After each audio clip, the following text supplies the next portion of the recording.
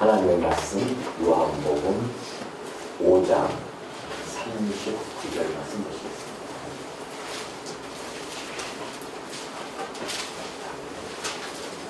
요한복음 5장 39절입니다.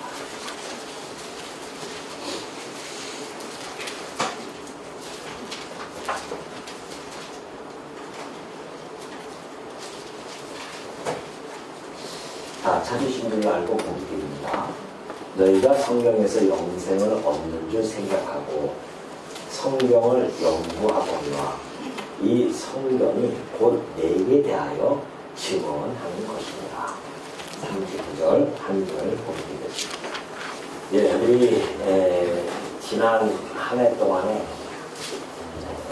오전에 제가 성경을 상고한 내용은 로마서입니다. 긴 시간 동안에 우리 로마서를 통해서 하나님이 우리를 얼마나 사랑하시는지에 대한 그 칭의에 대한 그 복음을 저희가 살펴보았죠. 자, 올해부터는요, 올해 이제 오전 강의죠. 오전 강의에는 이제 마태복음을 시작할 것입니다. 이 마태복음은 이 성경 전체에서 아주 중요한 그런 그 배열에 있어서 아주 중요한 위치를 점하고 있습니다. 그렇기 때문에 오늘 우리가 이제 마태복음을 이제 서론적으로 들어가기 전에 좀 전체 성경 전체의 구조를 한번 잠깐 살펴보는 것이 아마 여러분들이 이해하는 데에 많은 도움이 되려 봅니다. 물론 우리 이제 성도님들은 제가 이런 강의를 많이 했기 때문에 잘 아시겠지만은 오늘 강의는 우리가 창세기 3강이 자세히 잘 설명되어져 있고요. 오늘은 그렇게까지는 제가 시간 관계상 해드릴 수는 없고 대략적인 그러한 구조에 대해서만 이야기할 것입니다. 그렇기 때문에 혹시 지금 기존에 우리가 많이 들었던 분들은 하나의 복습이라 생각하시고 들으시고요. 이제 새로 등록하신 우리 성도님들은 새로운 마음으로 한번 들어봐 주시고요. 성경이 저런 거구나라는 것을 다시 한번 이렇게 좀 깨닫는 시간이 되었으면 하는 바람입니다. 성경이라고 하는 것은 전체 구조를 먼저 우리가 파악이 돼야 됩니다. 성경을 부분적으로만 집중적으로 들어가게 되면은 자칫하면은 전체를 조망할 수가 없습니다. 이 성경의 부분적 해석은 성경 전체의 구조 속에서 부분적인 해석이 가능하거든요. 그래야 안전한 해석이 되어지고 그것이 우리 신앙에 매우 유익함을 줄 수가 있습니다. 그렇기 때문에 성경 전체가 어떤 구조로 되어져 있으며 그 성경의 내용의 핵심은 도대체 무엇인가? 또 더 나아가서는 그 성경을 기록하신 그 목적은 도대체 그 핵심은 무엇인가? 이러한 부분들을 간략하게 좀 살펴보고자 합니다.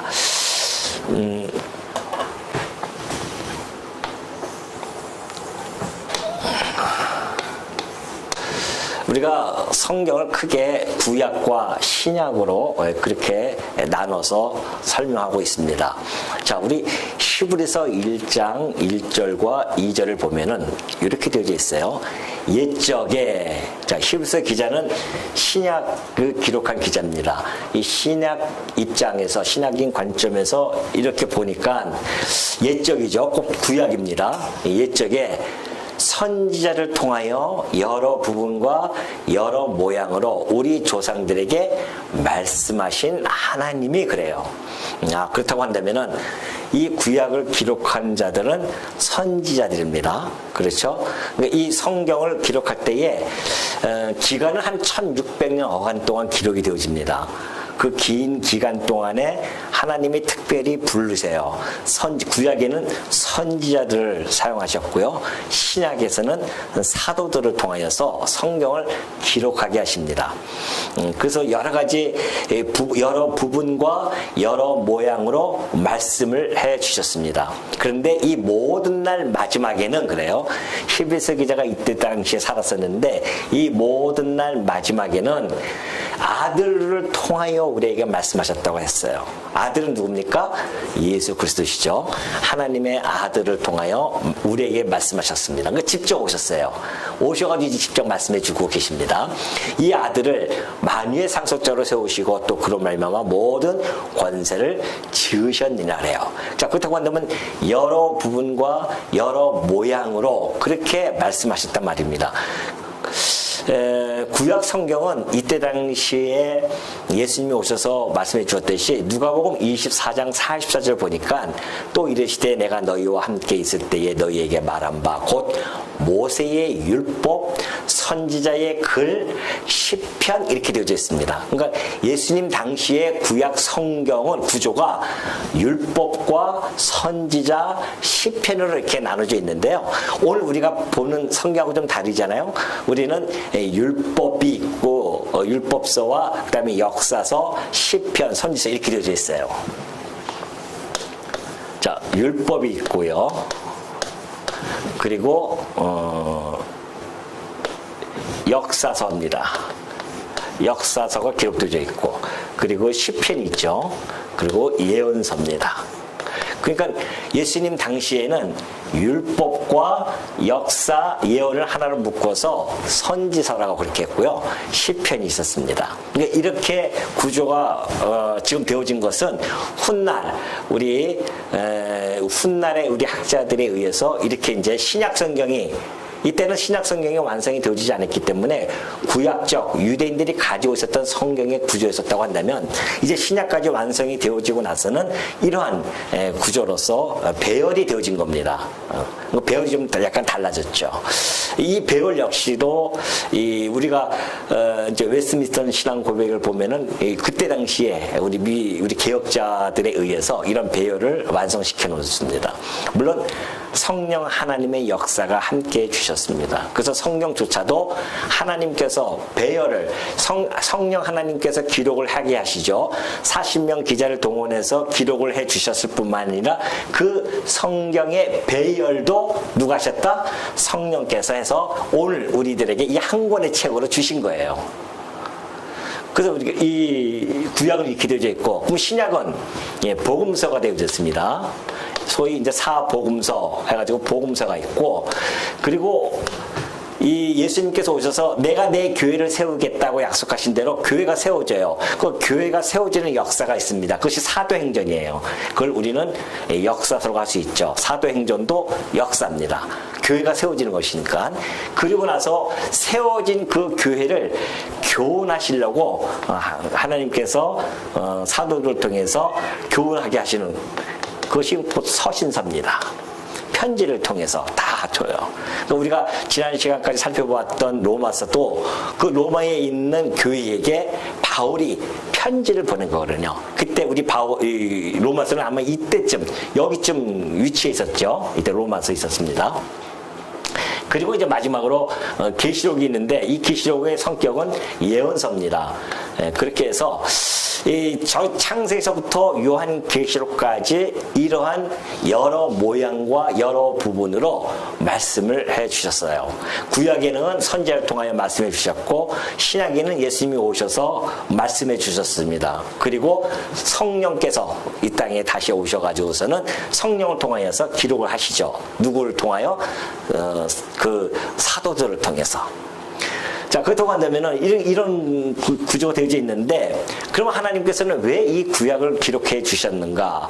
1600년 동안 40명이 기록을 했는데요. 놀랍게도 그 성경에는 하나의 일관된 논리적 통일성이 장착이 되어져 있어요. 이거는 세상에서는 꿈도 꿀 수 없는 그런 논리적 구조입니다. 왜냐면은 생각해 보십시오. 1600년이에요. 그리고 시대마다 다 달라요. 이 저자들 부르는 하나님께서 불러서 쓰게 한 그 저자들도 다 달라요. 왕도 있고 뭐 음악가도 있고 율법사도 있고 또 뭐 농부, 어부, 뭐 목자, 세관 이런 자들을 다 불러가지고 시대마다 기록했어요. 40명을 동원해서. 그런데 어떻게 그들이 그 기록을 한 내용이 하나의 일관된 논리를 확보할 수 있겠냐 말이죠. 아니 그 개인 저자가 혼자 쓰더라도 제대로 학문적인 토양을 잘 이렇게 닦지 않으면은 어떤 논리적인 글을 쓴다고 하는 것이 쉽지가 않거든요. 근데 이 성경은 그 수십 명의 기자를 그 긴 동안에 여기서 기록하고 이 시대에 또 여기서 기록하고 했는데 이 모든 사람들이 쓴 내용에 하나의 일관된 논리성을 가지고 있다고 하는 것은 그래서 우리가 원저자를 하나님이라 그렇게 이야기하는 겁니다. 모든 성경은 하나님의 감동을 받아 썼다 그렇게 성경에 기록되어 있기 때문에 하나님 성령 하나님을 통하여서 기록이 되어져 있습니다. 그런데 이렇게 많이 기록이 되어져 있는데 우리가 이렇게 보다가 보면은 이 얘기도 하고 막 너무 다양하잖아요. 율법, 법적인 이야기도 하고 역사에 관한 기록도 하고 또는 시도 있고요. 막 예언도 있고 서신도 있고 그래요. 이걸 어떻게 해석해야 되는가? 하나로 주제를 잡아서 해석해야 되는데, 막 여기서 해석하고, 이렇게 해석하고 해버리면은 하나의 일관된 논리성이 없단 말입니다. 그러니까 하나의 일관된 논리성을 가지고 해석이 되어지려고 하면은 하나의 해석 체계를 가져야 됩니다. 근데 인간이 이거 누가 썼다고요? 하나님이 썼으면 하나님이 해석 체계를 줘야 돼요. 인간이 해석 체계를 갖는 것이 아닙니다. 그런데 예수님이 이 땅에 오셨어요. 오시고 나서 요한복음 5장 39절 보니까 너희가 성경에서 영생을 얻는 줄 생각하고 그래요. 자, 여기 때 예수님 오셨을 때 성경은 바 구약입니다. 이 구약을 너희가 영생을 얻는 줄 알고 다 보는 거예요. 연구를 합니다. 영생을 얻고자. 그런데 이 성경이 곧 누구에 대해 증거한 것이다? 내게 대하여 증언한 것이야 그래요. 아, 이 구약 성경은 곧 예수 그리스도 메시아를 증언한 것이구나. 우리 주님이 오셔서 그 해석을 딱 해주십니다. 그래서 우리의 해석 체계가 잡혔어요. 어떻게 해요? 이 구약은 오실 메시아입니다. 오실 메시아에 대해서 증언을 해요. 성경 다 그래요. 구약 성경 다. 그러니까 율법의 내용이 다양하게 있지만은 그 율법은 곧 오실 메시아에 대한 증언입니다. 역사서를 많이 기록했어요. 신명기 여호수아부터 시작해서 쫙 역사서를 기록하지 않습니까? 그 모든 역사의 내용의 핵심은 오실 메시아를 증언한 겁니다. 왜? 이 모든 성경이 오실 메시아를 증언했다고 했으니까 내게 대하여 증언한 것이다 했으니까 예수님이 오셔서 하신 말씀이에요. 그러니까 오실 메시아죠. 시편 하나님을 막 찬양합니다. 언약 백성들이 그 찬양의 모든 내용도 오실 메시아를 증언한 겁니다. 예언서도 마찬가지예요. 오실 메시아를 증언했습니다. 그래서 이 구약 성경의 최종 해석은 뭐예요? 그리스도로 되어야 됩니다. 메시아는 히브리어고요. 그리스도는 헬라어입니다. 똑같은 이야기예요. 기름 부음 받은 자라는 뜻을 가지고 있습니다. 그렇기 때문에 하나님께서 기름 부음 받을 자를 내가 보내줄게 라고 한 것입니다. 이것이 이제 신학적인 용어로는 언약이라고 해요. 이것은 성경에 있는 그대로 제가 말씀드린 거고 이것을 언약이라고 합니다. 무슨 것에 대한? 메시아에 대한 언약이었다. 구약은. 너무 쉽잖아요. 그러니까 구약 성경을 보면서 최종적으로 해석할 때는 메시아를 보내시겠다는 약속이었구나 라고 하면은 틀림이 없습니다. 왜? 예수님이 그렇게 말씀하셨으니까. 그렇다고 한다면 예수님이 오셨어요. 여기 보면은 이제 마지막 날에는 아들을 통하여 말씀하셨다고 했습니다. 예수님이 오셨습니다. 오셔가지고서는 이 신약 성경은 오실 메시아가 왔다. 하나님께서 약속한 메시아가 왔다. 그래서 오신 메시아입니다. 오신 그리스도, 이건 예수 그리스도를 얘기하죠. 예수 그리스도 증언입니다. 곧 성취라고 하는 것이죠. 하나님께서 메시아를 약속했는데 곧 메시아가 왔다. 이것이 신약입니다. 그러니까 모든 신약 성경은 오신 그리스도를 증언하는 거예요. 너무 쉽죠? 성경은 딱 두 가지 이렇게 나눠집니다. 구약과 신약. 구약은 오실 메시아 증언, 곧 메시아를 언약했고, 신약은 오신 그리스도를 증언했는데 곧 그리스도가 왔다고 하는 것을 성취에 대한 내용이 바로 이 성경 전체의 구조입니다. 그러니까는 틀림없잖아요. 이 성경의 전체적인 내용의 핵심이 뭐냐? 예수 그리스도라는 겁니다. 그래서 교회는 오로지 누구만 전해야 됩니까? 예수 그리스도만 전해야 돼요. 딴 거 전하면은 그거는 가짜입니다. 이단들이에요. 이단들이 자꾸만 예수 그리스도를 전하는 척하면서 자기를 전하거든요. 교주를 전합니다. 그러나 이 기독교라고 하는 것은 오로지 예수 그리스도에는 없어요. 왜냐하면 그분이 우리의 영생을 주시는 분이기 때문에 그래요. 인간 그 누구도 예수 그리스도의 자리에 앉을 수가 없습니다. 그러니까 우리 예수님이 성경을 보면은 신약 성경도 마찬가지입니다. 그렇게 보는 거죠. 그렇다고 한다면은 하나님께서 왜 이렇게 예수 그리스도를 언약하시고 우리에게 성취해 주셨는가? 물론 우리를 죄 가운데서 구원해 주시고 영원한 생명을 주시기 위해서 그렇습니다. 그러니까 우리가 성경을 통하여 아까 예수님이 말씀하셨듯이 자 선지자들을 통해서 주신 그 모든 내용 그것이 성경인데 그것이 곧 영생을 얻는 길입니다. 그러니까 이 성경을 보면 우리가 영생을 얻을 수가 있죠. 왜요? 성경을 통해서 예수 그리스도를 알게 되어지고 그분을 믿게 되어지니까.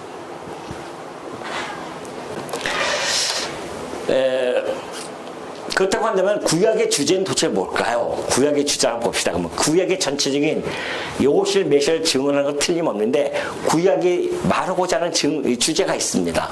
그 주제를 보면은 출애굽기 6장 2절에 잘 나타나 있어요. 하나님이 모세에게 말씀하여 이르시되 나는 여호와이니라 내가 아브라함과 이삭과 야곱에게 전능의 하나님으로 나타났으나 나의 이름을 여호와로는 그들에게 알리지 아니하였고 가나안 땅 곧 그들이 거류하는 땅을 그들에게 주기로 그들과 언약하였더니 이제 애굽 사람이 종으로 삼은 이스라엘 자손의 신음소리를 내가 듣고 나의 언약을 기억하노라. 그러면서 그러므로 이스라엘 자손에게 말하기를 그래. 자 이스라엘 나라 역사 그 나라의 역사 백성들을 향하여 말하기를 나는 여호와라 그래라. 누가요? 하나님이 여호와라는 겁니다. 내가 애굽 사람의 무거운 짐 밑에서 너희를 빼내며 그들의 노역에서 너희를 건지며 편팔과 여러 큰 심판들로서 너희를 속량하여 너희를 내 백성으로 삼고 나는 너희의 하나님이 되리니 나는 애굽 사람의 무거운 짐 밑에서 너희를 빼낸 너희의 하나님 여호와인 줄 너희가 알아 그래요. 그러니까 하나님께서 8절까지 볼까요? 내가 아브라함과 이삭과 야곱에게 주기로 맹세한 땅으로 너희를 인도하고 그 땅을 너희에게 주어 기업을 삼게 하리라 하네요. 하나님께서 아브라함, 이삭, 야곱에게 이 맹세한 땅이 있습니다. 약속한 것이 있죠. 가나안 땅 너희에게 줄게. 하늘의 별처럼 번성하게 해줄게. 그 모든 것들이 궁극적으로는 나라입니다. 그 나라에 대한 언약을 해주신다는 거예요. 그 나라의 언약을 내가 이루어줄게 라고 약속하십니다. 왜 그러냐면은 하나님 이름이 여호와이기 때문에 그래요. 그러니까 나는 여호와라. 자꾸 하나님이 얘기하는 거예요. 나는 여호와라. 하나님이 곧 여호와인 줄 너희가 알리라. 그래서 이 성경의 주제, 구약의 주제는 하나님은 여호와. 전능자이신 그분은 여호와라는 뜻입니다. 여호와라는 뜻이 뭐냐면은 언약하신 대로 이루시는 자다라는 뜻이에요. 하나님 이름이 언약대로 이루시는 자라는 뜻이에요. 여호와라는 것이. 물론 다양한 의미가 있어요. 스스로 존재하고 계시는 의미도 가지고 있고요. 그리고 또 언약대로 이루시는 자라는 뜻도 함께 함축되어 있습니다. 그렇기 때문에 하나님은 당신의 이름대로 역사를 섭리하셔요. 내가 언약대로 이루는 자이기 때문에 내가 언약했으니까 이루어 가겠다. 그런 뜻입니다. 그러니까 하나님이 여호와임을 꼭 가르쳐줘요. 그럼 왜 하나님을 여호와로 그 주제를 삼고서 우리에게 자꾸만 전달해 주는 거야? 이스라엘 백성들에게 내가 언약대로 이루는 자이기 때문에 내 아들 곧 메시아를 내가 보낼게 라는 것을 언약해 주는 그런 내용입니다. 그러니까 믿으라는 것이죠. 그러니까 구약에서 그렇게 하나님께서 끊임없이 이스라엘 백성들에게 내가 너희를 구원할 메시아를 보내주겠다 약속을 해준 겁니다. 그걸 어떻게 할 수 있습니까? 내가 여호와 아니냐, 언약대로 이루는 자 아니냐, 그런 뜻이에요. 그렇다고 한다면 신약의 주제는 뭘까요? 신약의 주제는 예수님께서 이제 오셨어요.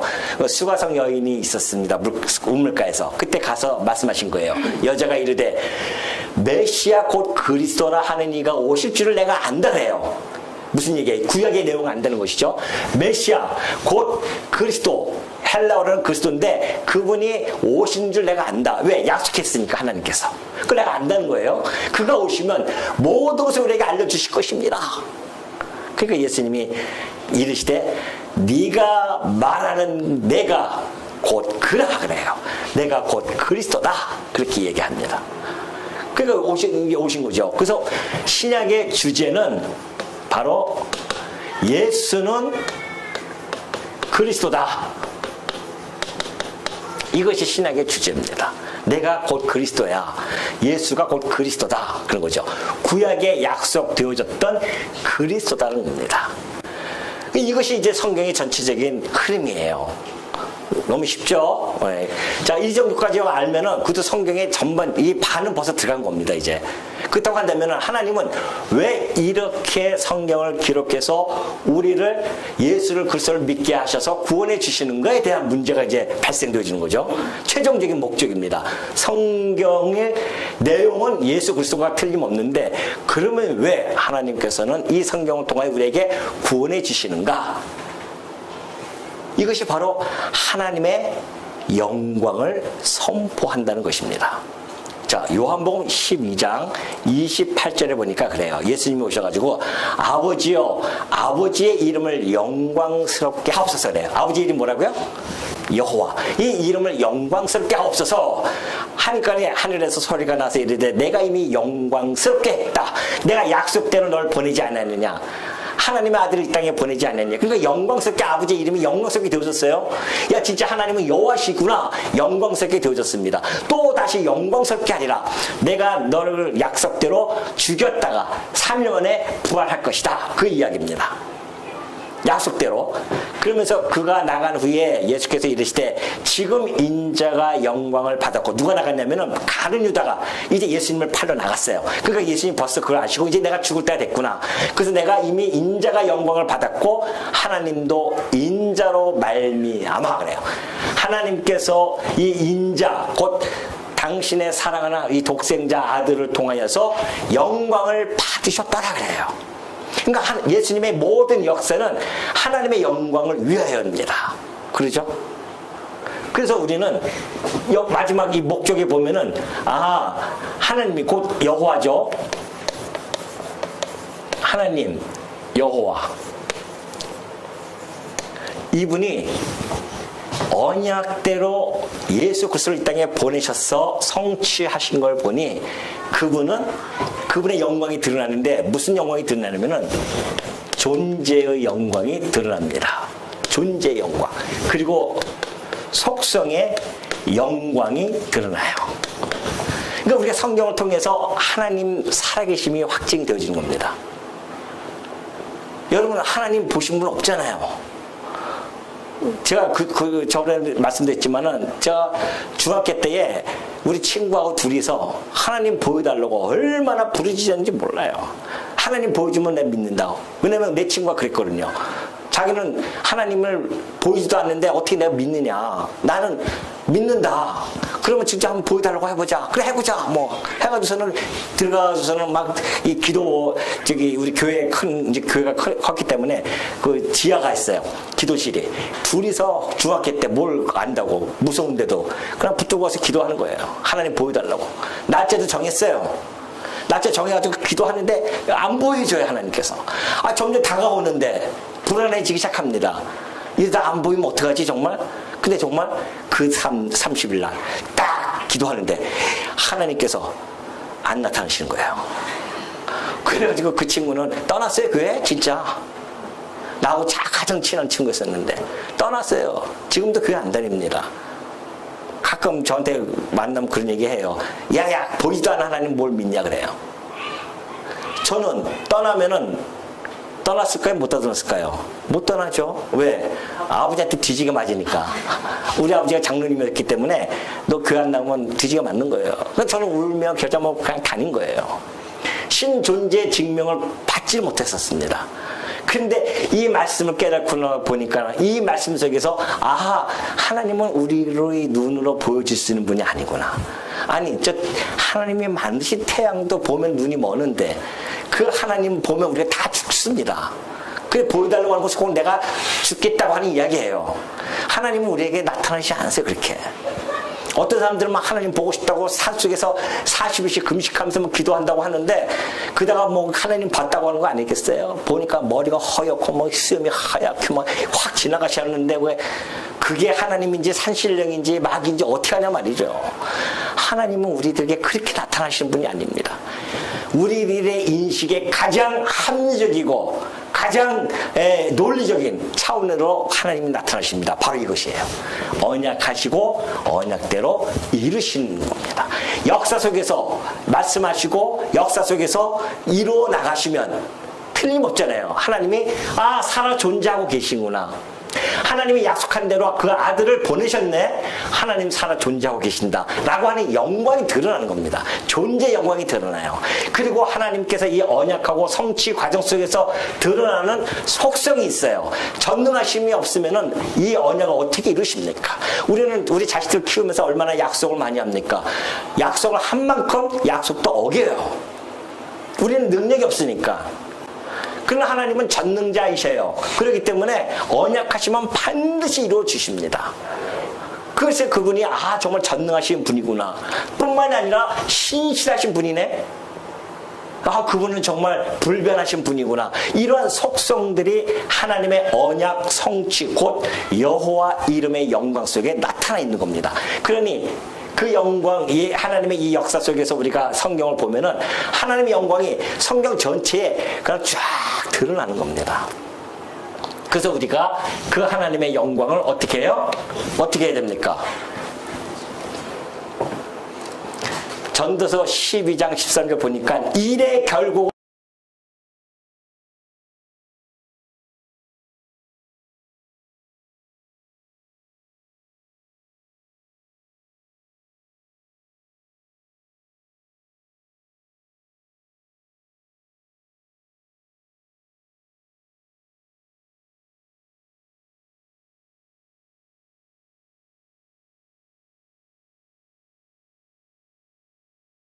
경외하지 말라고 해도 경외할 수밖에 없습니다.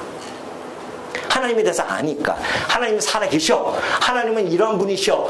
확고하게 우리는 안단 말입니다. 이걸 통해서. 그 예수 그리스도를 통해서. 안 그러면 하나님을 알 수가 없어요. 예수 그리스도를 통하여만 우리가 하나님을 접근할 수가 있습니다. 왜? 예수 그리스도는 하나님의 보이지 아니하는 광채셔요. 그리고 형상이란 말입니다. 그러니까 우리는 예수 그리스도를 통해서 하나님의 살아계심과 그의 하나님의 속성을 깨달을 수가 있는 겁니다.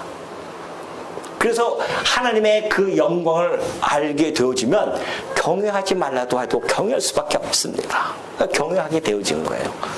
경외만 하는 것이 아니라 경외라고 하는 것은 하나님을 정말 두려워합니다. 그리고 하나님을 찬송하는 거예요. 시편 146편 보니까 할렐루야 내 영혼아 여호와를 찬양하라. 나의 생전에 여호와를 찬양하며 나의 평생에 내 하나님을 찬송하리로다. 하나님을 경외하는 것, 하나님을 찬송하는 것, 이것이 우리 인간의 본분이자 이 삶의 목적입니다. 이 땅에 여러분 왜 태어났어요? 하나님을 경외하고 찬송케 하게 태어난 겁니다. 이 땅에서 잘 먹고 잘 살기 위해서 태어난 것이 아니에요. 이 땅에서 뭔가 좀 의시되고 싶어서 태어난 것이 아닙니다.